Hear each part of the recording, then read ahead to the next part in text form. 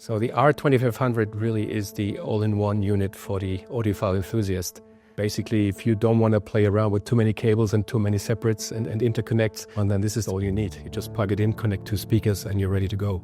The R2500 incorporates the best technology. Normally, all-in-one devices are built with compromises to get it cheaper. And our intention was to get a very high-end device. And so we have used very exclusive parts in the device.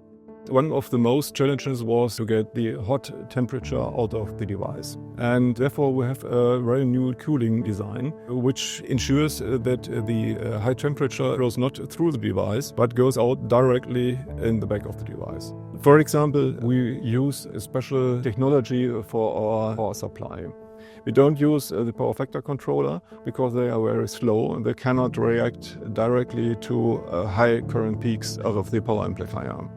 And we are switching over to LLC power supplies, which are extremely fast. So when you have a high peak current in the output, the reaction is very fast and this power supply can react very fast to this peak current. We do not use a switching amplifier, we are using the analog amplifier from our PA2000 series.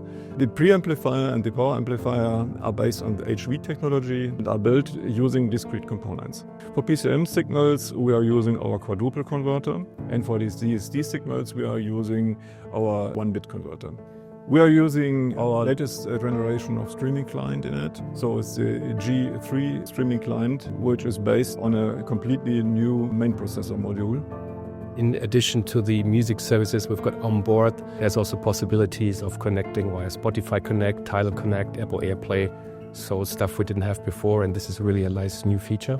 On top of that new streaming client is also capable of playing back DSD files. So you can play DSD 64, 128 and 256, and also PCM files up to 384. In addition, we have two separate DACs in that unit. So one DAC is for PCM, and if you use the computer USB input, you have a maximum resolution of 768 and 32 bits.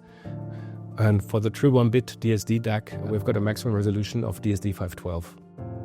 In addition to the streaming client, there's a number of sources. So we've got a slot-in CD drive, so you can still listen to your CD collection if streaming is not enough for you. We've got different radios, so you can listen to FM radio. In the North America, also HD FM.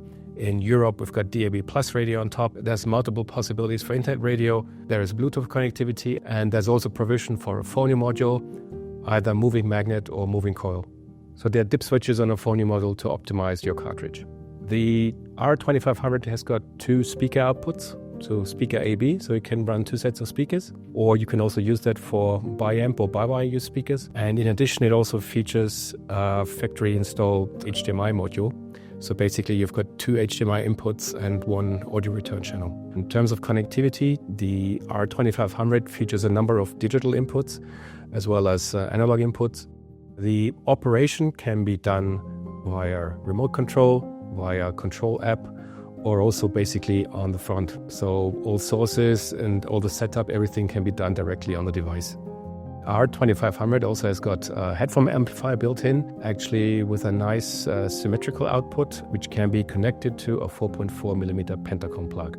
So when you turn the volume control, you can hear a clicking noise. This is actually not a bug, it's actually a feature because it's our resistive ladder. It's the same principle we use in our HV series high-end amplifiers. And another big challenge was to overcome the high-frequency distortion caused by many processors, many parts in the device. For example, we have a main controller, we have a DSP for the DAC, we have a streaming client processor. These parts generate high-frequency radiation, and we have to add some shields, and we have to pay attention to the cable routing so that we can prevent this radiation. The result of all these measures is that we have no influence from the high frequency to the output signals.